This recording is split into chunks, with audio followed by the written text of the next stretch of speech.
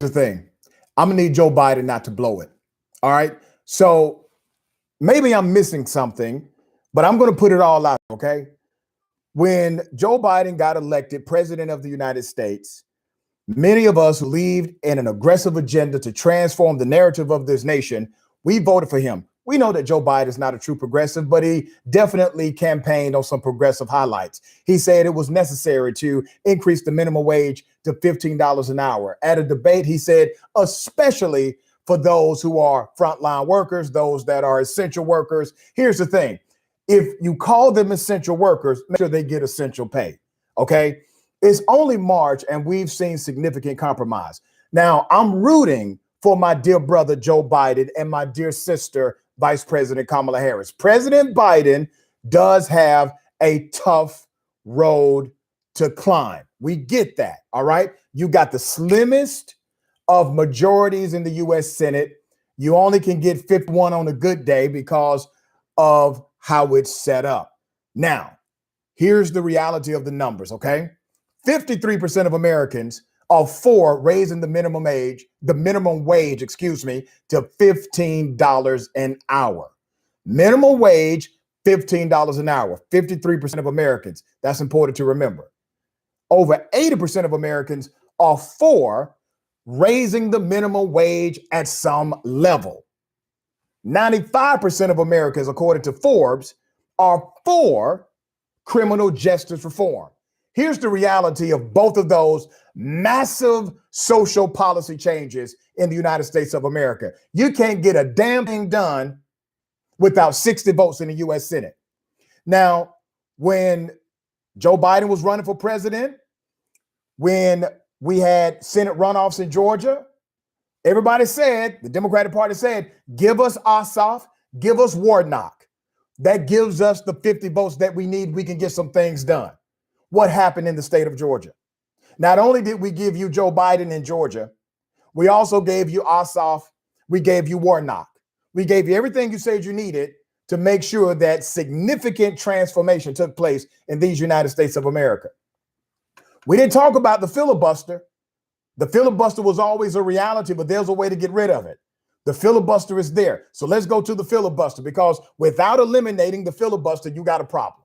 Because you'll never get 60 U.S. senators in this climate of tribalism in politics to ever agree with you on anything that's important, anything that's massive, anything that changes the social direction and the policy direction of this country. Now, will some of them vote on stuff that's more minor and more less impactful? Of course they will.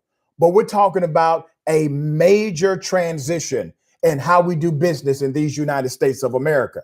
You got to have 60 votes. Okay, cool. We need to get rid of that ridiculous, arcane policy. And you have the ability to do so. It needs to go. 55% of voters, according to Data Progress, they are for either eliminating or severely restricting the filibuster. The filibuster is anti-democracy. The filibuster is not a simple majority. The filibuster is not democratic rule, where the majority is able to govern. President Joe Biden, you got elected with more votes than anyone in the history who has ever run for president of the United States. That means something. You beat an incumbent president. That means something. You won the Electoral College and the popular vote. That means something. You campaigned with progressive highlights and won based on those progressive agendas that you talked about. That means something. It has to mean something now. Hell, you got sworn in January, and we're just in March, and significant compromises have taken place. I'm saying this. I want you to be the guy. You can be the guy.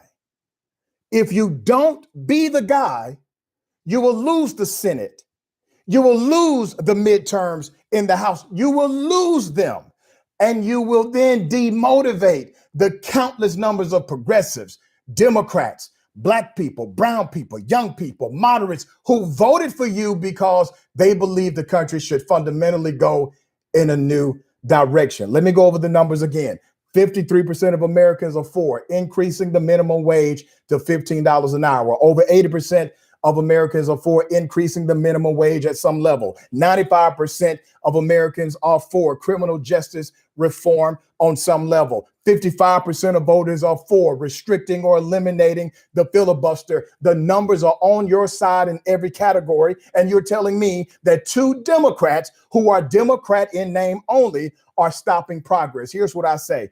If they're telling you they won't vote to end the filibuster, put them on the record and primary them out of the Democratic Party, something that should have happened a long time ago. Now, I'm not saying you need to follow the playbook of Trump, but if you do follow the playbook of Trump, take that one page out of his playbook and go after the Democrats who are anti-progress in this country.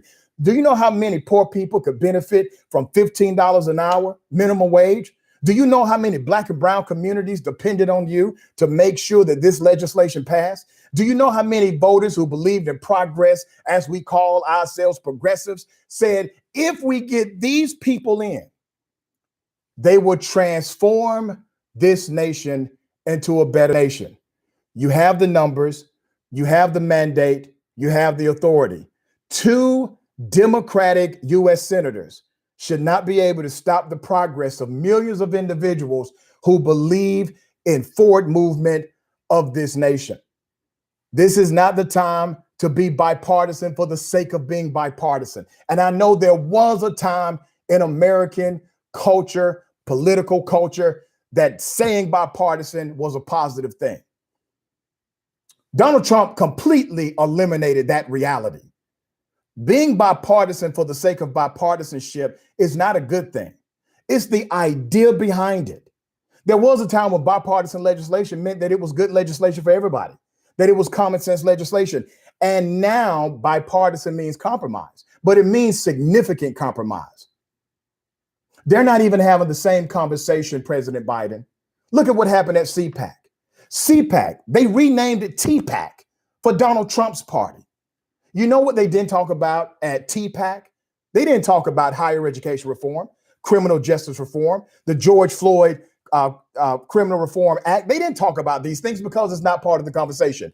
During an era in politics where people were talking about bipartisan legislation, they were at least having the same conversation with different methods of reaching and obtaining solution.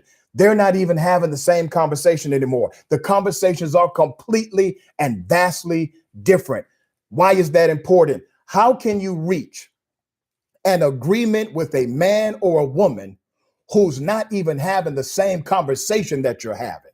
They're not talking about defund or divest in the police. Those aren't their discussions. They are different in ideology, vastly different in ideology, to where anything that looks like progress, their answer is no. I believe this, President Biden. You were made for a time like this. Trump said he was an expert negotiator. He was not. You actually are. You've negotiated key legislation for decades in this country. You've negotiated with foreign leaders in front of the scenes and behind the scenes. You've been able to get things done that you got credit for, and sometimes you got no credit for. But you have the experience, you have the know-how. These two Democratic senators should never stop progress of the movement that got you in office. And I will not forget, when you gave your acceptance speech, you said Black people had your back and you got our back.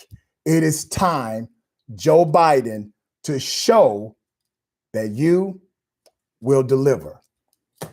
Joe Biden, President of the United States, don't blow it.